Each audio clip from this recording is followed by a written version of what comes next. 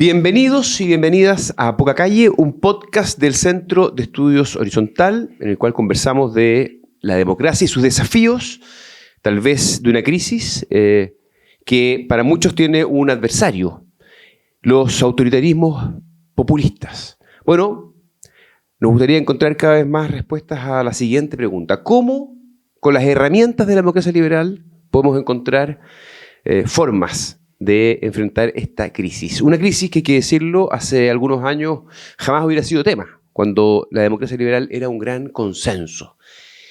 En esa época nuestro invitado, podríamos decirse, era un luchador por la democracia, en recuperarla.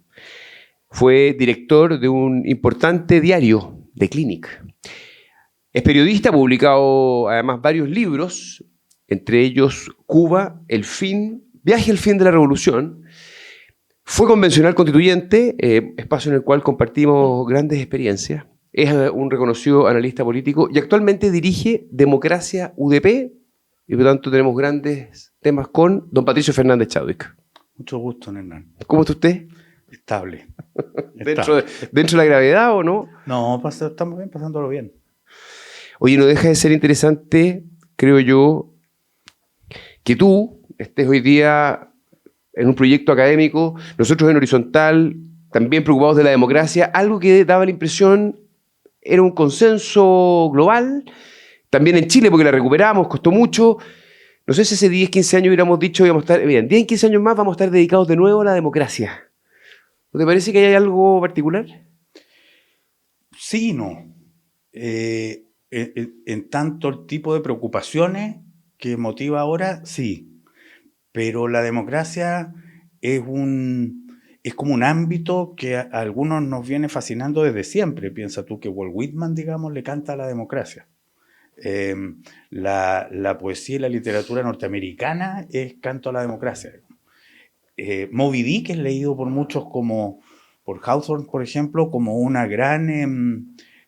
gran canto a la democracia. Sería largo que nos metamos en esas cuestiones literarias, pero lo que quiero decirte con esto es que yo diría que hoy día lo que nos vuelve a este tema, o por lo menos lo que a mí me interesa mucho en este tema, no es solo la preocupación ante las amenazas que vive, sino ante el permanente reto de pensarla de nuevo. O sea, a veces se nos olvida que este es un régimen bien nuevo. Claro, la palabra nace en Grecia, por ahí por el siglo V, pero antes de Cristo, pero de que nos estamos gobernando por ella, llevamos no más de un par de siglos en los que esto está en juego. Entonces, creo que también en momentos de tanta transformación viene bien volver a pensar cómo va a ser la democracia por venir. Yo tengo la impresión que parte de lo que ocurrió, a propósito con esta convicción de que la democracia es entre comillas, un desafío permanente y no una cuestión dada, sí, de que con el fin de la historia de Fukuyama, con el optimismo liberal de los 90 y los 2000, se dieron por, entre comillas, ganadas muchas batallas. Sí. Y se dejaron de pensar, se asumió tal vez de que no iban a tener nuevos adversarios. Recordemos cuando nacieron las redes sociales, era una promesa de mayor profundidad democrática. Hoy da la impresión de que nos tiene más bien metido en un forro, en un conflicto. Yo lo voy a decir por lo menos desde el liberalismo. Yo creo que hubo una cierta soberbia noventera que en parte es responsable con el devenir de la democracia hoy. ¿Te hace sentido esa autocrítica?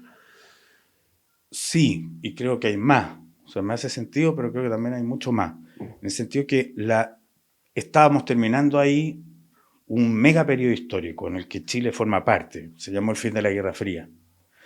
Hay que acordarse de que Pinochet es derrotado prácticamente junto con la caída del muro de Berlín.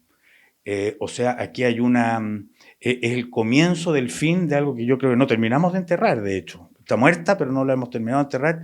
Y por lo tanto, claro, hay unas miradas autoritarias y totalitarias del mundo que pierden su lugar. Por esa Guerra Fría, si uno la pusiera entre capitalismo y socialismo, o capitalismo-comunismo, la ganó el capitalismo. Pero ahí se la empieza a ver el capitalismo consigo mismo, digamos. Entonces, es un momento en el que creemos que hay un problema que se acaba, pero la verdad es que se transforma. Entonces, claro, pasamos todos a creer en la democracia, de alguna manera Fukuyama también a esto lo vincula con el mercado, pasamos a creer que mercado y democracia son dos cosas que una vez que se alían son insuperables y se acabaron los problemas. Y ahí está China. Y así sucesivamente. Pero fíjate que en ese mismo momento aparece el Internet, en ese mismo momento cae un imperio, que es el soviético. En ese mismo momento empieza a convertirse en un tema muy grande el calentamiento global, o sea, aparece el tema del fin del planeta. Pasamos, por así decirlo, del peligro amenazante de la bomba nuclear a la muerte constante y algo así como diagnosticada del fin del mundo producto de nuestra propia destrucción cotidiana, etc. O sea, creo que lo que no nos hemos terminado de dar cuenta es que ahí también empieza a terminar una era, y estamos en ese cambio de era. Y ese cambio de era exige mirar la democracia, las instituciones, etcétera, desde un ámbito muy cultural y no solo aferrado a sus formalidades habituales. O sea, los que nos guste y nos importa la democracia, tendríamos que avanzar en ponernos de acuerdo de por qué y qué es lo que nos gusta. ¿De qué se trata eso que nos importa? Que no es lo mismo que un parlamento, la separación de poderes, votaciones permanentes, aunque convengamos... Formalmente debe estar acompañado de todo eso. Pero que a lo mejor las preocupaciones también van más allá.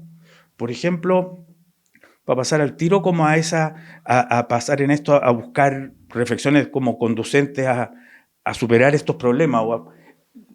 Por ejemplo, en los 90, la democracia chilena se recuperó y se constituyó en torno a partidos. La concertación en Chile representaba culturalmente, yo no creo exagerar si un 70, un 80% de los chilenos, más allá de quienes votaban o no.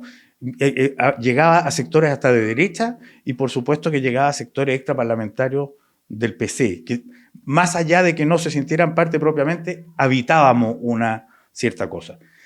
La democracia cristiana era el partido chileno por excelencia, digamos. Era algo así como representado. Hoy día, la suma de todos los partidos políticos, según una encuesta que hicimos en Democracia UDP, más o menos concita un 8% de gente que dice, me siento identificado con alguno.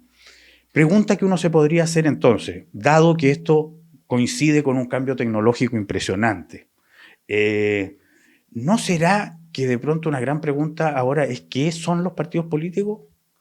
O sea, eso que la ciencia política siempre definió como grupos intermedios, que estaban llamados a darle voz a esos que individualmente no podían hacerse escuchar, por lo tanto tenían que reunirse y conjuntamente poner en la escena sus intereses, digamos, cuando hoy día con las redes sociales, etcétera, tú tenés la posibilidad, al menos la ilusión de que no los necesitas.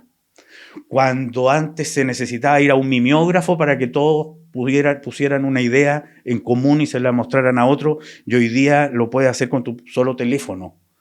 ¿No será que los partidos políticos convenimos en que siguen siendo necesarios? Yo creo que esa es una manera de cuidarnos, porque anda tú a saber si mañana no.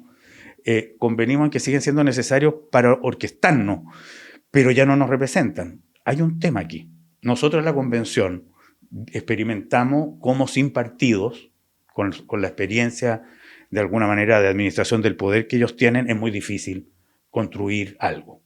Pero también nosotros experimentamos ahí de que habían unos mundos muy grandes que gritaban como el pueblo sin partido. El pueblo avanza unido sin partido. El pueblo avanza unido sin partido. Yo creo que aquí ya hay un problema, ya hay un tema. Y hay que empezar a ponerle imaginación y cabeza a cómo podríamos seguir manteniendo vivos, por ejemplo, esa voluntad de que la opinión de todos forme parte de los acuerdos colectivos, de tener una comunidad en la que somos algo más que seres aislados, etcétera, etcétera, en la que construimos acuerdos para convivir conjuntamente, de que eso a lo mejor en un futuro va siendo posible de maneras distintas a las que hemos conocido. Yo creo que ese arrojo también hay que empezar a vivirlo. Bueno, hay que buscar fórmulas. Sí. Yo soy relativamente escéptico a alternativas a la democracia representativa. Creo que hay que buscar mecanismos para que las estructuras representativas funcionen. Porque yo de momento también. no veo lo otro. Entonces, yo creo que por de pronto, por ejemplo, pienso en Chile, pienso que tenemos una crisis en el sistema político con 20 y tantos partidos sin capacidad, son todos hidropónicos, la gran mayoría. Entonces, creo que hay una reforma. Yo de momento creo lo mismo que tú. O sea, de momento creo que hay que ajustar lo que tenemos. Porque una de las cosas también que ya la historia y la experiencia van mostrando es que las refundaciones de golpe y porrazo no tienen buenos resultados, digamos. Por lo tanto, voy a ser el último yo que dice sacaron los partidos políticos. No. Pero creo que en estas capas que se sobreponen, viene bien una reforma al sistema político, viene bien ajustar lo que tenemos para que permita mayor gobernabilidad en lo inmediato y en lo porvenir en el cercano y mediano plazo, pero creo que algo así como la academia o las cabezas libres tienen que empezar a pensar en cómo se juega, cómo se podría jugar esto en otro escenario. Y inteligencia artificial es otro ingrediente también. Sin ningún lugar a duda. Y la democracia directa no es un asunto hoy día que haya que considerarla por razones ideológicas. Hay que considerarla porque se impone por los mismos cambios tecnológicos que estamos diciendo. O sea, desde el momento en que tú puedes tener a toda la comunidad participando, tengo total conciencia del peligro que esto implica en tiempos de manipulaciones emocionales, de velocidad, cosa que podemos ir hablando en el camino. Pero al mismo tiempo que uno tiene conciencia de eso, sabes que empieza a ser posible algo que no era posible. Hay unos chistes muy ordinarios al respecto que son bien elocuentes. Había un chiste, me acuerdo, que por qué los perros hacían no sé qué, y la respuesta era porque pueden. Me voy a saltar el qué hacen los perros, porque pueden. El que se lo sabe, y el que no se lo salta. Ergo, ¿por qué podrían querer opinar todos en línea respecto de un problema determinado? Porque pueden. Algo vamos a tener que ir haciendo con eso. Oye, Pato, en la encuesta que ustedes hicieron, que está buena, más allá de diagnosticar algo que ya sabemos está muy desafiado, democracia, partidos, problemas de confianza institucional, etcétera, etcétera. ¿Qué encontraste tú? ¿Hay brotes verdes? ¿Hay cosas que mirar? ¿Los acuerdos? ¿Qué identificarías tú como... ¿Hay alguna variable?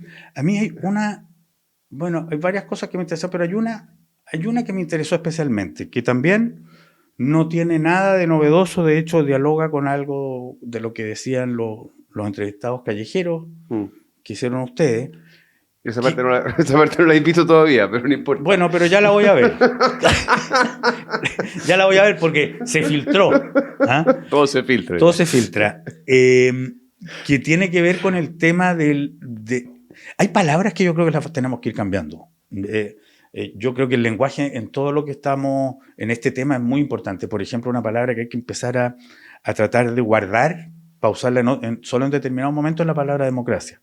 A la gente la palabra le importa un pito y habría que empezar a ver cómo sustituirla por contenidos que hagan sentido.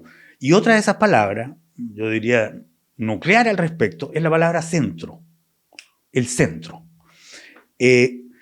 ¿Por qué me interesó esto? Porque, y creo que esto se relaciona con este fin de Guerra Fría, este cambio de ciclo, etc. Una cosa que decía esta encuesta es que uno podía ir deduciendo respecto de muchas cosas. Primero es que son más que nunca, desde que yo tengo recuerdo, es decir, de un buen pedazo de la historia de Chile, son hoy día cerca del 46% en esta encuesta los que se reconocían de derecha o centro derecha, y un 30% de izquierda o centro izquierda. Esto es una novedad. Bien, digamos, impresionante. Es bien impresionante. Yo creo que eso eso está disponible ser achicado dependiendo de cuán de derecha y cuán de izquierda uno le haga, pero bueno. Pero esos que no se definen ahí y que siguen usando la palabra centro, lo que dicen varios datos de la encuesta es que no es que están entre medio de estos dos. O sea, no están al centro, usan una palabra equivocada. ¿A qué me refiero con esto? Por ejemplo, esos que se definen en ese lugar no son los más moderados. A la hora de preguntarle a toda esta línea cuán dispuesto estaría usted, o cuánto le gusta que su representante renuncie o ceda posiciones para llegar a acuerdos, los los menos disponibles son los que se declaran más de derecha. Los más disponibles son más a la izquierda, no los más de izquierda, pero izquierda y centroizquierda. Y los de centro son menos disponibles a los acuerdos que esos de izquierda. Eso que le llamamos centro no tiene líderes. Se va o para allá o para acá, dependiendo de las circunstancias. O sea, no habita un lugar, sino que habita un no lugar yéndose a cualquiera de los existentes. Alguna vez, vuelvo al ejemplo de la democracia cristiana, eso que llamamos centro tenía personalidad, ideología, convicciones y liderazgos. No era ni socialista ni capitalista. En el caso de la democracia cristiana se llamaba socialismo comunitario. Y tenían liderazgos. Ahí estaba Eduardo Frei, digamos, ahí estaba Patricio Aylwin. Hoy día, por ejemplo, si tú le preguntas por los liderazgos en esta misma encuesta, a los encuestados, los de derecha les gustaba Bukele y Milei. Los de izquierda les gustaba Bachelet y Boric. A estos del así llamado centro les gustaba Bachelet y Bukele. O sea, no tienen su propia personalidad. Y creo que eso es interesante empezar a entenderlo, porque es como incluso cuando algunos le buscan qué recomendarle a Evelyn Matei, digamos. Yo tengo una intuición, se lo he comentado a algunos encuestólogos, de que el obligado que no se identifica con nada, frente a la pregunta de tienes que ubicarte en este rango, el medio es una forma de poder expresar, pero es un no lugar. Yo creo que es así. Y por lo tanto hay una cuestión que replantearse para poder representar. En parte el problema es que no puedes representar si no sabes bien. Yo creo que es así, claro. Yo creo. Empiezan a haber datos. Todo indica que es así. Empiezan a haber datos que te ayudan a verlo así. Sí. Oye, déjame avanzar un poco. Ese no lugar, la aparición de ese no lugar con datos es una de las cuestiones que me interesó. Y el otro dato corto que me interesó de esa encuesta es la sensación del estado de la democracia en Chile, su valoración, etcétera. Y la disponibilidad que haya a sacrificarla a cambio de algún otro bien. Es muy mayoritaria la gente que considera que la democracia todavía sigue siendo el mejor sistema para resolver todos sus problemas. Todos sus problemas, te quiero decir, desde problemas de salud, educación, menos la seguridad, menos la delincuencia. Pero cuando esto tú entramos a picar y vemos a quién es qué, los que se sienten más incómodos con la actual democracia son los que se declaran de derecha. Y los que estarían más dispuestos a reemplazarla por otro sistema si arreglara determinadas cosas son también más bien de derecha. En la izquierda hay mayor valoración, por lo menos verbal, de la democracia. En cambio, los de izquierda están más dispuestos a pasar por encima de la ley si en determinadas circunstancias, digamos, esto explica un poco lo del estallido social también, están más dispuestos a pasar por encima de la ley ante determinadas circunstancias que los de derecha. Ahí hay como unos extraños flujos. Oye, hubo dos actividades en Democracia VP bien interesantes, de varias de cosas que están haciendo, que fue un seminario sobre las izquierdas y sobre las derechas, generó harta conversación, interesante, de nuevo, 20-25, juntar a 5 personas de izquierda a hablar de la izquierda y que eso genere una conversación. Me llamó mucho la atención el punto de partida, ¿cierto? Tú hablaste derechamente de una crisis, de un problema de identidad, que después de la caída del muro, después digamos, del fracaso de los socialismos reales, no hay claridad. Y preguntaste si hay una izquierda o varias izquierdas, si tal vez son proyectos distintos, en Chile ha tenido distintas expresiones. ¿Qué te pasó a ti después de escucharlos a todos? ¿Qué sacaste, digamos, de nuevo de esa conversa? No, primero me parece que esta es una conversación que recién comienza. O sea, más que decirte conclusiones que ya te las puedo pasar a mencionar, más o menos las que veo en la conversación que tuvimos, pero lo primero que veo es que acá creo que hay un debate al que le falta mucho. O sea, la lógica política electoral obliga permanentemente a repetir, tanto en las derechas como en la izquierda, que las reúne un enemigo común. A las derechas las reúne un enemigo que es algo así como la izquierda, y a la izquierda la reúne un enemigo que es algo así como esta amenaza de determinadas derechas.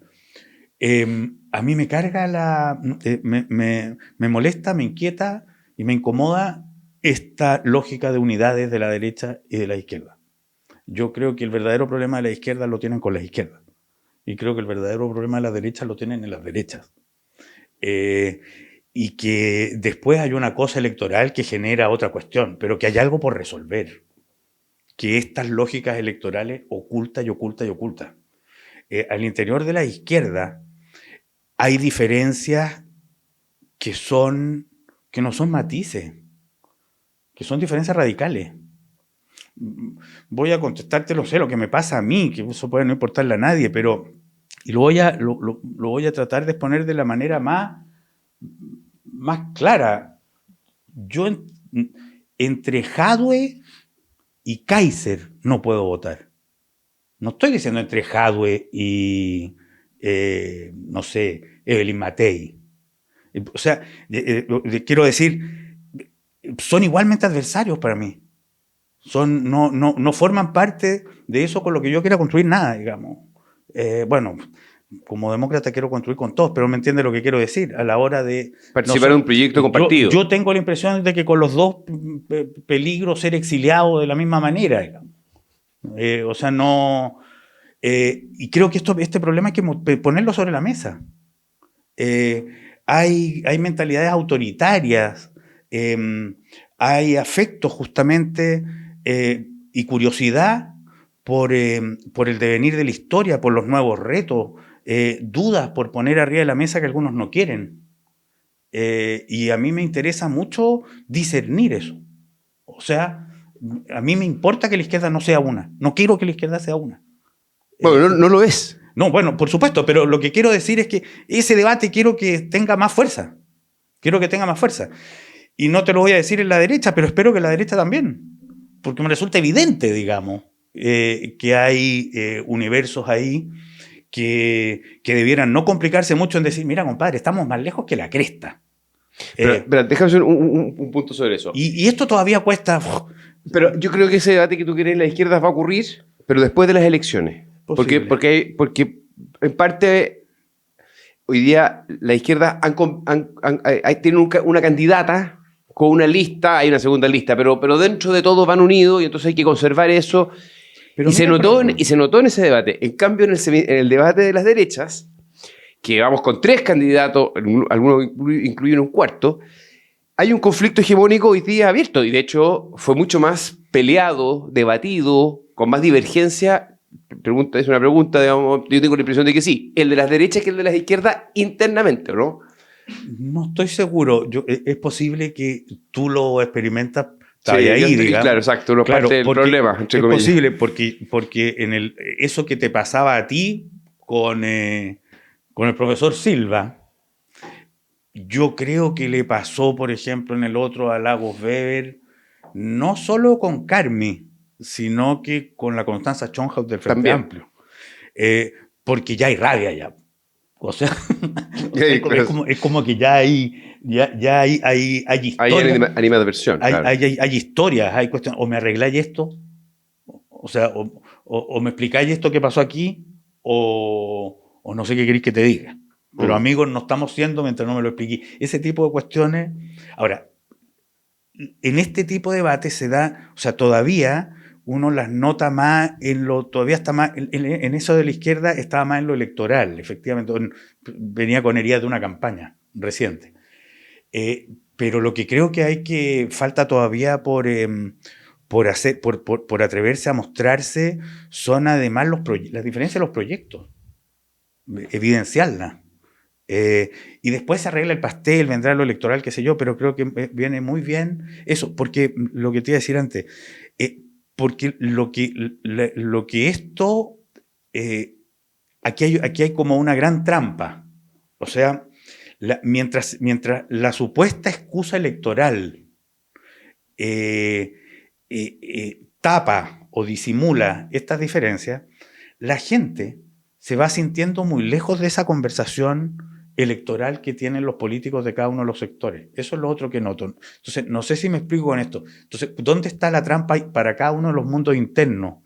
Es creer que la unión desde Huenchumilla a Jadwe abarca más que problematizar esto, cosa que te llevaría a mirar a la sociedad y a la comunidad en sus nuevas intenciones y problemas de existencia y deseos, etcétera, más que a la conversación del salón entre la democracia cristiana y el Partido Comunista.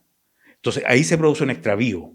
Y yo creo que ahí hay como una confusión. Ustedes vienen saliendo de un gobierno de Gabriel Boric, una persona de izquierda, eso los ha hecho convivir en una coalición de geometría variable, ¿cierto? Van con una candidata única. Yo intuyo que si el próximo presidente o presidenta es de derecha, lo que se le va a venir a ustedes ya siendo oposición va a ser un debate mucho más abierto. Ahora, hay una cosa que te quiero contestar cuando tú dices usted, porque ahí no, Diego, pero yo te voy a decir por qué te hago la aclaración. Ese mundo de izquierda, sí, como yo soy del mundo de derecha, digamos, sí, en ese contexto. Pero te hago la aclaración, ¿por qué? Porque es cierto en términos de ese mundo cultural, pero yo no tengo ningún compromiso partidario de ninguna especie, muy por el contrario, siento una gran desafección.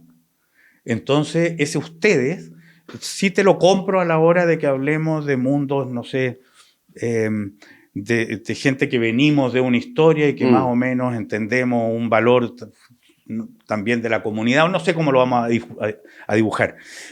Pero yo no me siento ni ganador ni perdedor dependiendo de cómo le vayan las parlamentarias desde la DC hasta el PC. No me preocupa eso, no es mi asunto. Entonces, sí, a mí sí me importa qué forma tome en las discusiones del progresismo, qué forma tome la pregunta de cómo vamos a vivir juntos, qué forma tome el país que queremos. Y efectivamente me resulta muy ajeno la determinada mentalidad de la derecha en Chile todavía. Pero no tengo te hago esa distinción, sí, porque no siento ni el menor a estas alturas, muy lejos de un apego no son los míos los que van, la siguiente alianza parlamentaria no es mi asunto. Dejó de ser, ya no es mi asunto. Y en el fondo, ¿tú sientes que te ha ido alejando de esa izquierda, que lo que ha ido hoy día emergiendo es una cosa distinta, que no te representa tanto? El otro día... Siento que se ha fosilizado en una especie de burocracia partidaria que a mí, como a muchísimos chilenos, me imagino yo, les resulta cada vez más ajena. Siendo que sigo queriendo determinadas cosas que no son muy distintas de las de siempre. Pueden ir tomando formas diferentes porque el mundo muta, pero que no está representada a la pata. Me siento parte de ese porcentaje de chilenos que no son capaces de mencionar un partido político, digamos. Si me fuerzas en el giro siguiente, puedo terminar mencionando algunos, pero que es porque voy a jugarte el juego nomás. Oye, vamos avanzando ahí a escuchar a la gente en la calle, pero me gustaría saber, ¿cuánto sientes tú que lo que le pasa a la izquierda chilena es un fenómeno global? Porque, déjame decirte, lo que nos pasa en las derechas chilenas es una cuestión que está ocurriendo en forma muy similar. Pienso en España, pienso en Argentina, pienso en Brasil, en Europa. En fin, en Estados Unidos, Trump arrasó con el Partido Republicano. Completamente forma parte de eso, enteramente. Y vuelvo cosa que le digo a muchos amigos de esta órbita, yo creo que el gran problema de la izquierda es que después de la caída del muro y del imperio soviético y el derrumbe del socialismo, no ha terminado de asumir el fracaso de ese proyecto y mucho menos su sustitución. Entonces hay una ausencia de ideas matrices que verdaderamente aúnen y muevan de manera convincente. Hay una emoción, hay una sensibilidad, pero la izquierda no puede seguir, no va a salir de este pantano mientras no asuma como un titular de trabajo el socialismo en su versión en su versión original o en su versión canónica fracasó. Las experiencias comunistas en el mundo fueron una calamidad. Dicho esto, ¿qué hacemos? ¿De qué se trata? ¿Por dónde van los tiros? El asunto es hoy día entre mercado y Estado. ¿La disquisición hoy día es entre capitalismo y socialismo? Yo creo que no. Entonces, ¿dónde está? ¿De qué se trata? ¿Qué cosa convincentemente uno le puede proponer a los Homo sapiens del siglo XXI como mejor manera de vivir, donde se siga rescatando el valor de la igualdad, que no es lo mismo que el igualitarismo? ¿De qué manera entendemos la democracia? ¿Cuánto nos importa la distribución del poder? ¿Cuál es la manera que se nos ocurre más viable? ¿Cómo podemos hacer que cada cual desarrolle de la mejor manera posible sus talentos? ¿Qué pensamos que se tiene que hacer cargo la comunidad en su conjunto respecto de cada individuo? ¿Nada? ¿Todo? ¿Qué? ¿La salud? ¿La educación? Para el tema del trabajo, ¿cómo vamos a enfrentar un tema en el que yo vuelvo a ser ultraizquierdista, y ahí me vuelve una cosa así importante, es cuando veo los niveles de concentración de poder a nivel global? Yo creo que no es posible que una persona sea dueña de Facebook, de las redes sociales. Entiendo muy bien, le agradecería mucho su genialidad y el esfuerzo que ha realizado por esta creación, que si no hubiera libertad individual y mercado posiblemente habría sido más difícil que se creara. Pero llegó el momento que te la tengo que quitar, como tuvo que haber reformas agrarias en otro momento para que se desarrolle incluso el capitalismo. A nivel global hay algo por ver. Cómo esto se ve a nivel un poco más local. En fin, son retos que no los veo respondidos para nada. ¿Hay algún líder político en el mundo que tú digas, esta es una izquierda que podría estar respondiendo esto? ¿Algún intelectual? ¿Algún profesor? ¿Alguna? No, seguramente me falta la erudición para decírtelo, pero líder político nítido, claro, no veo, no, ninguno. No se me ocurre, por lo menos. Hay unos que los veo un poquito más cerca, más disponibles, pero no veo nada tan nítido. Por lo menos, para ser más justo, no veo a alguien que todavía en el mundo lo represente. Deben haber por todas partes gente que está más cerca en esto, la hay, de hecho. Pero así que lo represente nítidamente, no lo veo. Nosotros en este programa, Pato, vamos a la calle y le preguntamos a la gente para estar conectados también. Así que esta fue la conversa que tuvimos en la calle, que de hecho lo hizo la Javi.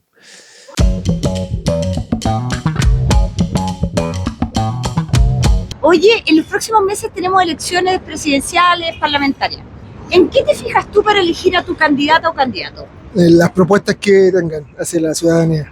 Yo lo que más me fijo son como en todas las características que da para su gobierno. Es como lo que más me fijo. Por ejemplo, educación, salud. Veo a alguien que de verdad prometa cosas de que de verdad se puedan cumplir, no como cosas como exorbitantes. La línea política. ¿Te importa si son de derecha, de izquierda? No, yo no milito en ninguno, así que no me interesa.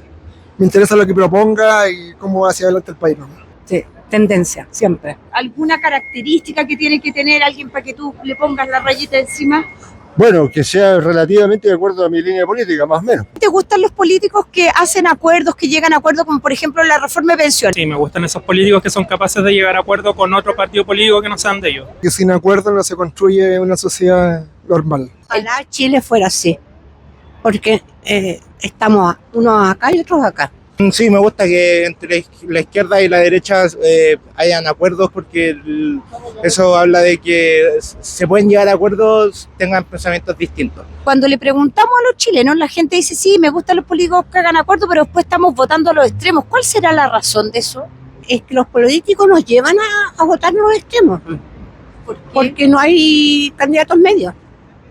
Ojalá hubiese. Es que está polarizado todo. En realidad no es que uno quiera, sino que más que nada se da por tanto los medios de comunicación, el bla bla bla y el boca a boca te polarizan. El centro hoy día no representa a nadie, o sea, finalmente se diluyen las propuestas, se diluye todo, entonces o te vas por la extrema derecha o te vas por la extrema izquierda, no hay como mucho consenso. Como que desapareció el centro. Desapareció el centro.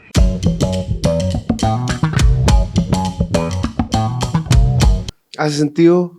¿Cómo lo ves? Claro, hace total sentido. Ahora le voy a dar un giro al tema de ese, una vez más volviendo como al centro, o a otra palabra que se usa tanto también, que es como moderación. A mí me interesa poco también de momento la idea como de las ideas promedio, pero en cambio lo que me interesa por sobre todas las cosas es la curiosidad y la deliberación. O sea, que fue lo que esperé siempre, era mi gran sueño, digamos, en la convención que compartimos. La búsqueda de soluciones en conjunto. O sea, la capacidad de escucharte, no para imponerte mi idea, sino que de escucharte para descubrir el aporte que desde tu lugar se le puede hacer a lo que yo he pensado. O sea, creo que hay una... últimamente me interesa mucho esto. Creo que un gran problema es cuando en la política o en el debate intelectual se quiere tener la razón. La razón hay que buscarla, no querer tenerla. O sea, incluso Borges decía respecto a esto, una cosa, tenía una postura que me gusta mucho. Él encontraba muy mal educado querer tener la razón. Lo encontraba de una arrogancia que no correspondía. La persona delicada, la persona elegante, ayuda al otro a que termine prácticamente diciendo algo que tú le digas, tienes razón. O sea, en lugar de ser... Esto también es una frase que esta idea también la sostenía mucho Schopenhauer. Esa idea de que si fuéramos decentes, si efectivamente fuéramos honestos, lo que buscaríamos en conjunto es construir esa razón, no imponérsela al otro. En tiempos de cambio como los que estamos viviendo, cuando la cosa es tan confusa, cuando la incertidumbre es tan grande, a mí ni siquiera me interesa la idea del acuerdo como una construcción que agarra un poco de acá y un poco de acá para dejarlo a todos contentos. Me interesa la idea de la conversación, que busca una respuesta que yo no tenía antes de llegar a esa conversación. Ahora, yo sé que lo que estoy diciendo políticamente está en las antípodas de lo que está funcionando hoy día. A contracorriente, por lo menos. A contracorriente, por lo menos. Pero es muy honestamente lo que me pasa. O sea, yo entiendo que el otro siempre tiene algo de razón. Siempre. Hasta el último criminal del planeta. Hasta el bellaco más descriteriado. Su experiencia, el lugar en el mundo, la manera que ha habitado, lo que ha visto, lo que ha vivido, lo lleva a conocer algo que yo no. Lo llega a haber experimentado algo que yo no. Y en tiempos en que las respuestas sólidas se desmoronaron, o sea, los proyectos de mundo, los hombres nuevos, los paraísos terrenales, las utopías en su conjunto, etcétera, parecen ya cuentos de cabros chicos y bastante aburridas. La gran aventura es ir a encontrar, buscar nuevas respuestas, escuchando, digamos, el máximo de bichos posible. O sea, y creo que hay algo de ese reto. Mira, una última idea al respecto. En algún mundo de izquierdistas que me invitaron a hablar hace no tanto, yo sé que creía que uno de los grandes problemas que tenía hoy día esa idea de revolución que movió a una izquierda durante tanto tiempo, es que cuando hay un mundo que está revolucionándose fuera de tu propia voluntad, cuando todavía no terminas de entender y de captar ese mundo que está cambiando más allá de lo que tú deseas o de la dirección que tú le quieres dar, imponerle una otra revolución, o sea, una solución de antemano es una cosa que resulta muy difícil de digerir. Estamos en un agua revuelta. Lo primero que tendríamos que tratar de hacer en conjunto en esta agua revuelta es justamente tratar de entenderla. Tiene algo de Far West esto todavía. todo el mundo virtual tiene algo de Far West. ¿Y qué es lo que hacen las extremas derechas en esto? O el nombre que le pongamos, estas derechas que sabemos de las que hablamos, Cast, otros. Lo que hacen es meterte miedo con estas aguas revueltas. Es decirte algo así como, esto es insoportable, y te invitan a una ficción de orden que no hace más que negar justamente ese espacio de transformación, de evolución, de cambio, etcétera, que estamos viendo. O sea, te llegan a decir, ya, dejémonos de tonteras, bueno, hombres y mujeres. ¿Hasta cuándo? Dejémonos de lesera, bueno, si ya están los mandamientos, ya, la cosa ya está escrito.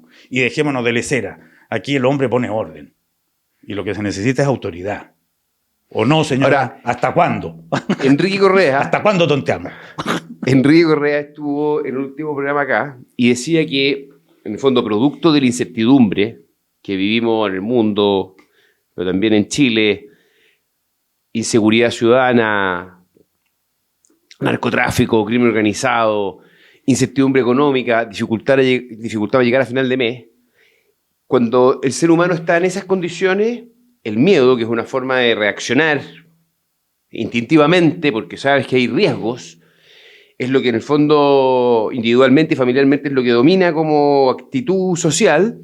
Bueno, los políticos que son capaces de darle una respuesta y alimentar eso. Entonces decía Enrique Correa, es muy difícil que el diálogo, la racionalidad, las instituciones y el acuerdismo, decía él, en el entendido de buscar juntos soluciones, se imponga a alguien que alimente el miedo. Estamos hablando exactamente lo mismo, ¿no? O sea, estamos hablando lo mismo. El asunto es que hay una actitud en esto que es la que a mí me interesa y la que yo propongo, que yo sé que es una oferta imposible para algo así como las mayorías. Mucho menos todavía en un mundo donde la información corre a tal velocidad que los impactos emocionales te pueden, digamos, orientar con mucha más facilidad que el tiempo y la confusión a la que lleva la reflexión.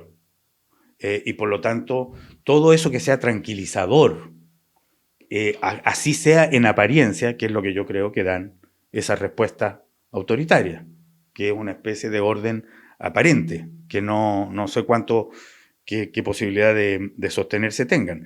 Pero piensa tú, o sea, mira Chile, ni siquiera nos metamos en los grandes cambios globales solamente para entender ese estado de incertidumbre. Veamos el Chile. En el Chile de los 90, que comenzaba la democracia, yo nunca vi un negro. Nunca vi en Chile en las calles un negro. A lo mejor alguna vez vi a uno de una embajada, pero no me acuerdo. Pero nunca. No había Latinoamérica en las calles. No había migración. Lo que nos quedaba eran las migraciones históricas de españoles, italianos, alemanes, otros, pero no llegaban extranjeros, no habían extranjeros. El aeropuerto era como una estación de buses de Melipilla. Era una cosa chiquitísima, en fin. Hoy día, en América Latina están... El tipo de delincuencia que teníamos. No, ni hablar, el Paco de Condorito anda con una luma y anda paseándose así y es gordo. No tiene que correr persiguiendo a nadie. No habían crímenes en Chile prácticamente. Esto yo lo alcancé a experimentar ya viajando mucho por América Latina. Siempre contaba que en mi país, a diferencia de todo lo que venía para el norte, el valor de la vida estaba muy alto, digamos. Era muy alto.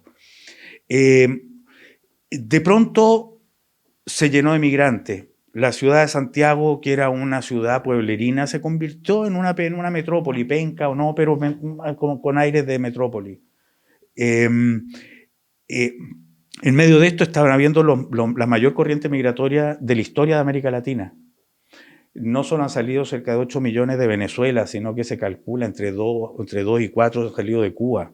De Ecuador empezó después de la pandemia y con la llegada del crimen una migración enorme. Ahora, al mismo tiempo, Chile es un país que a mí me gusta el cambio que ha tenido con los migrantes. Yo sé que esto casi no se puede hablar en el discurso actual, pero es un país que se sofisticó, se complejizó, no solo en el repetido ejemplo de la comida, sino que en montones de cosas, en la música, en la ropa. Ha perdido esa grisura. Es un país que se parece más al mundo que antes. Toda esta cuestión implica incertidumbre, temores, problemas, porque las corrientes migratorias corre de todo, como en todos los ríos, circula de todo. El que grite que esto simplemente se va a acabar cerrando la frontera, está fingiendo, está mintiendo, es una solución falsa, está engañando. Este es un problema que nos debiera llevar a conversar con otros y a saber que estamos formando parte de un mundo en el que estas cosas pasan. Hay una filósofa que se llama Martha Nussbaum que ha promovido esta idea de que hoy día hay una dimensión muy emocional en la política, que sería, en el fondo, no hay que pelear racionalidad, ¿cierto? La racionalidad liberal con el odio, el hastío, la rabia, cosa que hay que hacer, pero debe ser complementada con otras emociones, esperanza, confianza, empatía, y de alguna manera no regalarle al hastío ni a los populistas y ha habido poca creatividad, o sea, de nuevo, autocrítica. Yo creo que cada día más está bien pegarle, digamos, a los populistas y a los autoritarios, pero ¿qué está dejando de hacer ese mundo demócrata liberal? Yo creo que ahí hay, por ejemplo, una cosa que en su momento hizo Obama, ¿te fijas? Algo encarnó. Hope. ¿Cierto? Sí.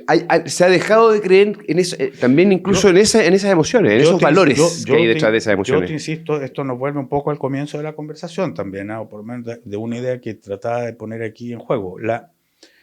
A mí me interesa mucho más el debate en la izquierda, lo que tienen que resolver entre sí, etcétera, que la idea de andar apuntando con el dedo a un mega peligro que viene. Lo considero, me urge más. Es más, me gusta más irritar a los propios que la pelea con los del frente, porque creo que ahí está el reto. Y creo que es un principio básico de la responsabilidad, algo así como preguntarse qué está haciendo uno antes de estar mirando cuán tonto es el del frente, cuán violento es el del frente, cuán etcétera, etcétera. No, acá hay retos enormes. El manejo de las emociones es bastante evidente, ¿no? Y yo diría que uno de las estrategias ahí usadas es no solo, o sea, que arrancan del miedo. El miedo, que es una fuerza enorme, tiene como amigo vecino la rabia. Y yo diría que como solución política, algo así como el asco. O sea, el que está al frente y que me produce, que no es como yo, y que ante el cual alimento la desconfianza y el temor, el óptimo es que me genere desprecio y ojalá indigestión. Milei habla de los mandriles. Trump habla de los losers y he usado todo tipo de adjetivos. La comunidad está compuesta por todos, no hay asquerosos, digamos. Cómo convivir, cómo hablarles, cómo hacer que esto se valide, es un mega problema, porque las otras emociones, el miedo, la rabia, el asco, son muy son estomacales y se generan con una imagen y se digieren rápido y detonan actitudes, etcétera, muy veloces. Lo otro requiere reflexión. Es complejo, toma tiempo, y TikTok es muy rápido, no da para eso. ¿Cómo se hace? Creo que es una gran apuesta. Ahora, hay que entender que esto le lleva un trabajo cultural, un trabajo cultural que consiste además en qué. Yo creo que entre otras cosas consiste en algo que también que es muy complejo, en cómo convencer al prójimo de que lo más importante no es ganar. La filosofía que pone el triunfo como un valor superior, creo que está al comienzo de todos los problemas. Porque las ideas para ganar en este ámbito en el que estamos hablando tienen que hacerse parte de esa velocidad. Tienen que recurrir a las herramientas de esa velocidad. Por eso es que a mí me da vuelta también cómo, cómo, cómo, cómo uno puede contrarrestar a otro no usando las armas tan efectivas que ese otro tiene a mano. Porque yo las veo, no soy tonto, digamos. No soy un ingenuo. Yo sé que haciendo qué cosa se puede ganar más. Pero no quisiera ganar así. Por supuesto, no cabe ninguna duda. Michael Ignatieff, que es un canadiense, un intelectual liberal, dice que en el fondo quienes están en el día a día de la política y que juegan con las reglas y los principios de la democracia liberal, lo hacen con una mano amarrada atrás y tienen solo a una, y los populistas y los autoritarios juegan con las dos y hacen de todo. Yo Entonces, conocí... yo Yo una vez conocí un personaje que para mí no lo voy a mencionar, además, porque ya como que uno lo exculpó y se murió además, pero con el que me tocó trabajar en un momento de la juventud, con el que aprendí una cuestión del mal. Me enseñó el mal, me hizo conocer el mal. Y yo concluí ahí, y esto uno lo vuelve a ver muchas veces en la vida con otro, que ante él yo tenía una batalla perdida, porque él era capaz de hacerme cosas que yo no estaba dispuesto a hacerle a él. Esa desigualdad de herramientas es una cuestión feroz. O sea, él podía estar haciéndome a mí una determinada cosa y yo no era capaz de contestarle en su misma categoría. Aún sabiendo yo que podía decir de él cosas neutralizantes, que podía hacerlo bolsa. Pero había algo en uno que hacía imposible hacer eso. O sea, yo me hubiera estado matando a mí mismo si hubiera usado los argumentos, el tipo de argumentos que él usaba contra mí. Bien enredado. Bueno, hay que ponerle creatividad. Sí. Pato, esto ha avanzado. Nosotros en esta conversa tenemos una sección final donde el último invitado te deja una pregunta sin saber quién viene a continuación, y luego de que tú la escuches y la respondas va a tener el desafío de dejarle una pregunta, no sabemos a quién.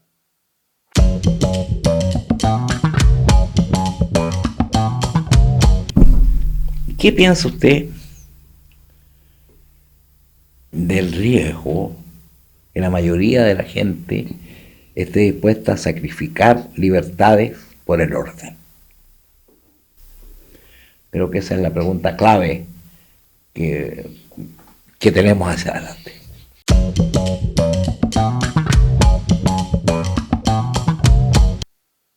Enrique Correa, ni más ni menos. Muy buena la pregunta, Enrique, porque efectivamente está muy al centro del debate actual. En primer lugar, a la persona que está dispuesta a dejar libertad por orden cuando está viviendo en el caos y en el peligro inmediato, la entiendo. Sinceramente, la entiendo. Cuando siente que su vida peligra, cuando siente que si sus hijos salen a la calle pueden no volver, cuando cree que todo lo que ha construido puede ser arrasado por la barbarie, digámoslo así, por la barbarie amenazante alrededor. Pero dicho eso,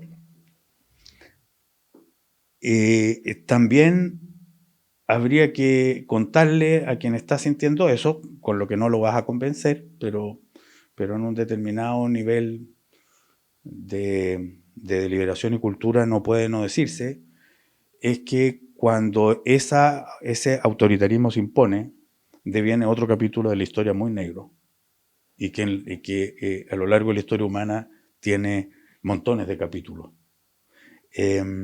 Y que por eso el tema de la democracia y de mantenerla en pie no es solo como una manera de vivir, sino que también es como una manera de pensar. Y mantenerse adentro de ese cuadro, digamos, para solucionar los problemas que esa persona que está dispuesta a renunciar a su propia libertad es acogida en esa situación, digamos. Solo habría que recordar esos momentos siniestros y cómo ahí después viene la frase hecha y rehecha muchas veces, que ¿Quién nos libera ahora de nuestros liberadores? Frase que el origen remoto lo pierdo, pero creo que el último que se le escuché fue a Parra. Muy bien. Un gusto. Es una difícil pregunta la que dejó Correa, creo yo. Porque se Es una enfrenta muy difícil pregunta. a una realidad práctica. Es una muy difícil pregunta porque... La desesperación Claro. Porque, muy cortoplacista. Porque en lo inmediato es muy entendible. O sea, yo creo que no hay quien cuando está su sobrevivencia en juego. No hay quien cuando está algo tan inmediato como la vida misma, como la integridad física, etcétera, etcétera, no está dispuesto a cualquier cosa para sobrevivir. Bueno, tal vez hay que mostrar ejemplos, porque Bukele ha sido extraordinariamente eficaz, todo indica, en poner orden, sacrificando mucha libertad, pero ya se las arregló para arreglar la Constitución, ¿cierto? Y volver a reelegirse. Y de a poco entonces se va haciendo el poder y puede que esto termine muy mal. Son pocos los que están ahí que duden que le va a costar mucho dejar ese poder. Y en el caso, mira, de Bukele y El Salvador, que alguna vez me tocó ir a investigar ese universo, hay algo que también viene bien recordar. Ahí hay un porcentaje de detenidos, es el país del mundo con más presos per cápita, digamos, por la población per cápita. Son no sé cuántos, son ya un cierto número de cada 100 habitantes que está preso, digamos. O sea, tiene un pedazo de la población presa. Y de ese porcentaje preso, hay un porcentaje que algunos lo han querido calcular, es incalculable, pero vamos a inventar un 5%, que son inocentes. Y sus madres están afuera de las cárceles todos los días, día tras día, preguntando por sus hijos. Son muchos los vecinos del barrio donde él es detenido que entienden que, bueno, que caiga uno injustamente como precio para nuestra tranquilidad es un precio que estamos dispuestos a pagar. Dicen todos, menos la madre de ese hijo, menos el hijo de esa madre. Y lo que uno tiene que pensar aquí, que es lo que sostiene los derechos humanos, en buena medida,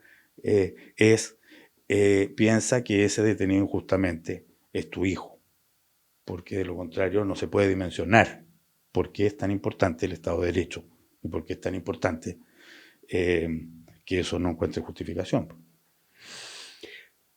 Finalmente, Patricio, tenés que dejar una pregunta a un próximo invitado.